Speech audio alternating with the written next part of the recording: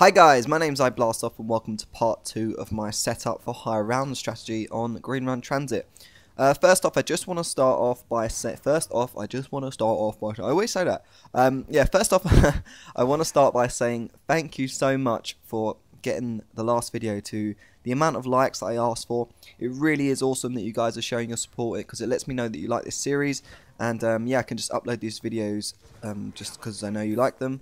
And of course, because we're still kind of a small channel, all the feedback and stuff that we get is really important because it helps more videos see our videos.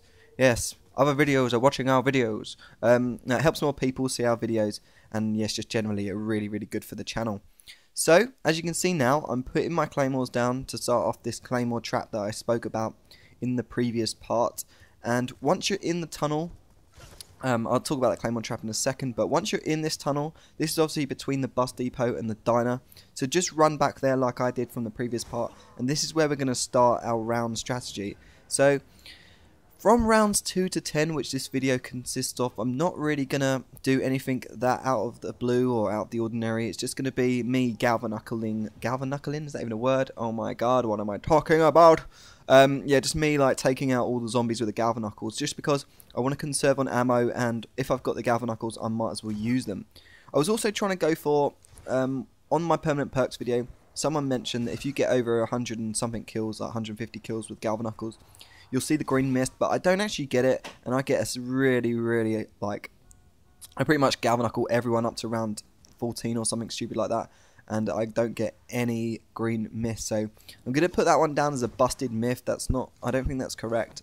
There's a lot of like myths that have been going about regarding these permanent perks, and there's been no video evidence to back them up. Since I posted that permanent perk video, I would have thought that something would have been like the Juggernog or PAP'D flopper would have come into light by now, but no one's managed to do it. I'd done a few little techniques myself of running around the map to get stamina up. I still think stamina up is a possibility as a permanent perk, and I still think all the other ones are a possibility as permanent perks, but unfortunately no one's actually managed to get them as of yet. So yeah, going back to this video, we're on round 4 now, and again I'm still using my galvanuckles, but what I was going to talk about was the Claymore Trap, which you noticed me earlier. So every time you start a new round, your claymores will respawn kind of thing. You'll get a full new set of claymores, and I'm just going to go here and place them down in these areas. The reason that I chose these areas was because zombies do not spawn there, they do not run through there, so they're kind of safe and they won't go off. I mean, occasionally they might go off if a zombie sort of strays and you're running past it. He'll sort of come back on himself, but most times out of 10 they won't run past them. And it's just like an old strategy that I've always used from World at War, because I remember when you used to have the Bettys on Derice, and I would make like me and Genomics would make like a massive mound of Bettys. We used to call it like Betty Corner, and we'd get to a higher round and then just run zombies through it just for fun. But in solo, it's actually a really good strategy just to like pick up zombies. Say if you get downed and you've got a massive horde behind you, you can literally just run them through it, and it gives you a bit of a breather, which is just awesome. And even if you run out of ammo, you can always use your Betty mound to sort of like take them out.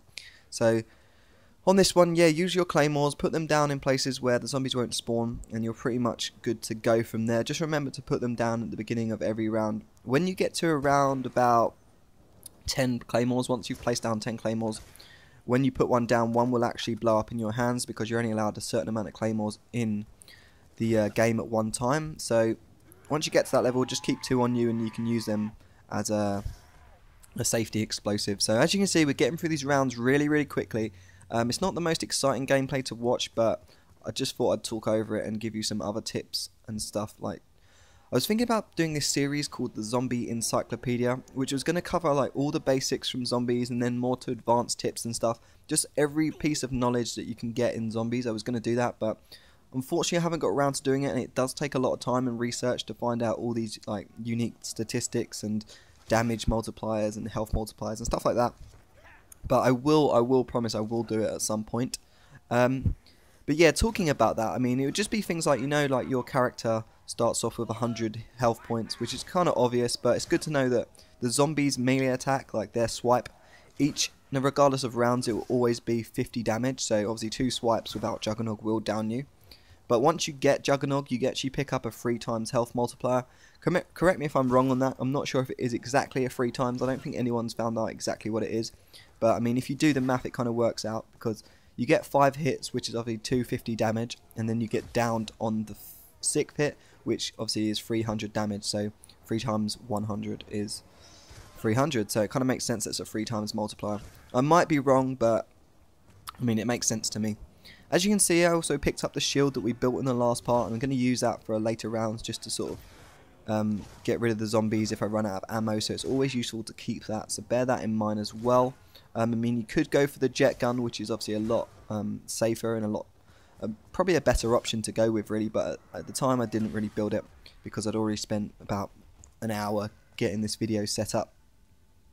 A good thing to use the shield for is, obviously, as you can see, I'm putting some more claymores down in different areas now, just to sort of maximise the explosive range and just give me varied options. But yeah, talking about the shield, it's also good just to have the shield on your back, because at times zombies will hit you from behind and you can hear them banging on your back. Kind of lets you know, it's a little warning that you need to turn around and kill them.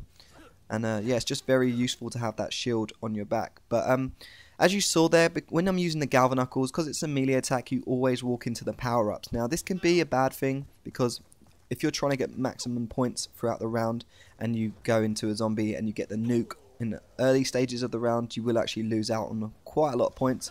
But since this is just a setup strategy to get to high rounds, it doesn't really matter too much, so we can like get them nukes. Actually, I'd probably suggest getting the nukes in these rounds because you want to get through them as fast as possible. It's not about building points. You will eventually get the points anyway if you get to the high rounds, so don't worry about that.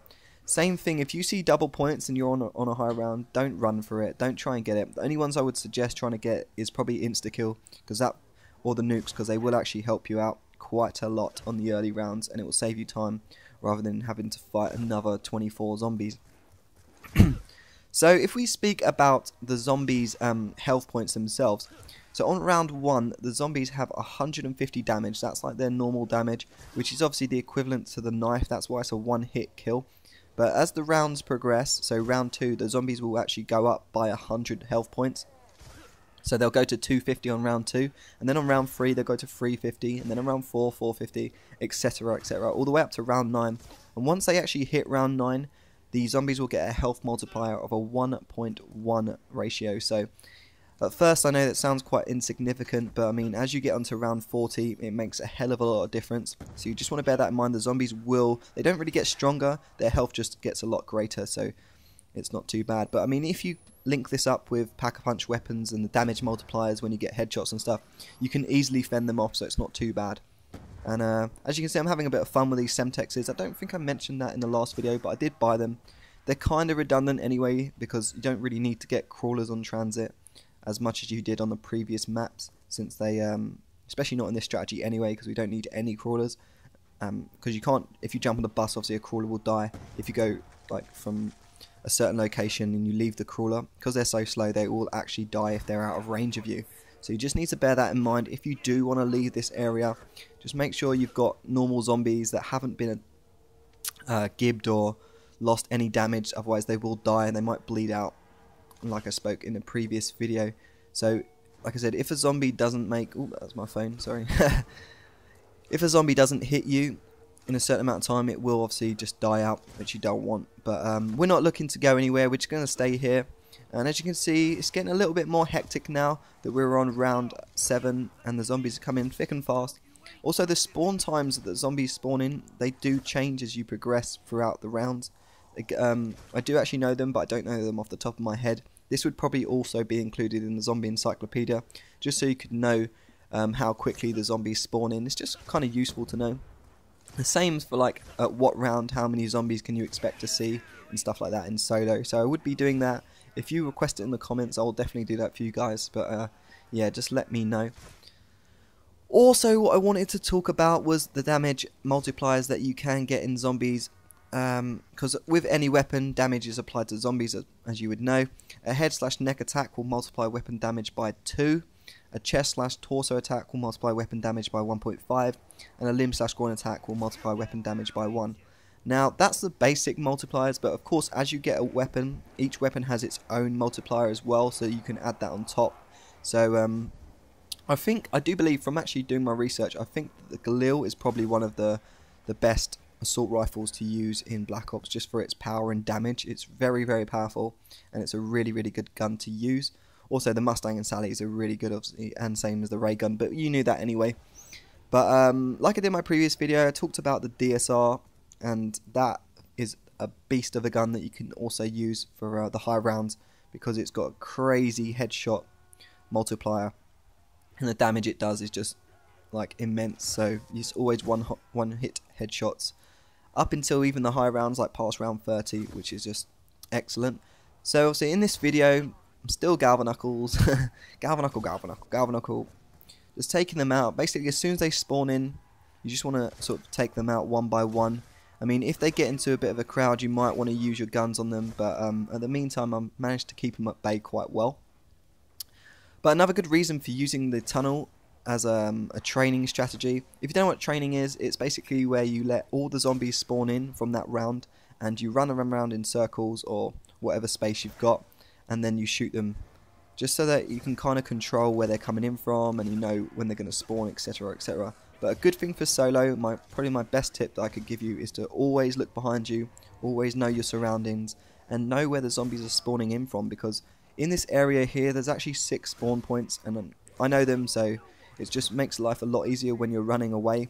If you're being chased by a horde of zombies, one might pop up and you could get trapped on them, which is usually the reason that I get down, so you just want to bear that in mind as well.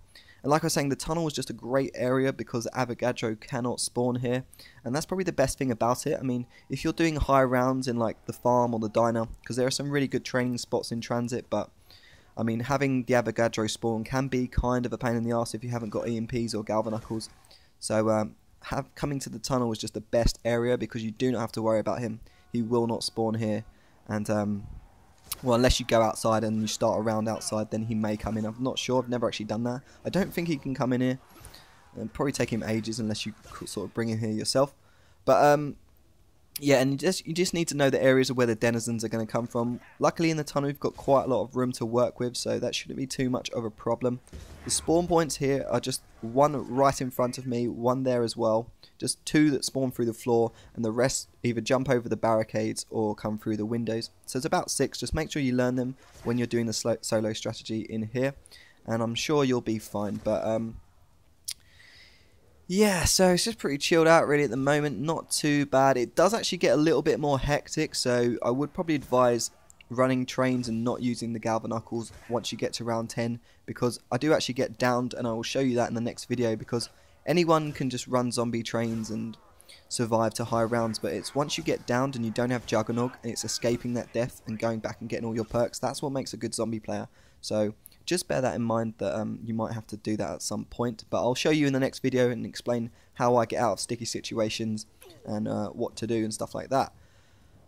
But yeah, guys, like I said, I just want to say thank you for getting that last video again to the 25 likes. Because you smashed that video so much, I would love to ask for this video to hit 75, and like I said before, as soon as it does, I will upload it. And the reason I've set you such a high benchmark is because I know you can do it, and you guys have been excellent as of late, showing amazing support. But as always, we're up to round 10. I'll be uploading the next 5 or 10 rounds in the next video, depends how long it is. And yeah, have fun, and I shall see you in the next video.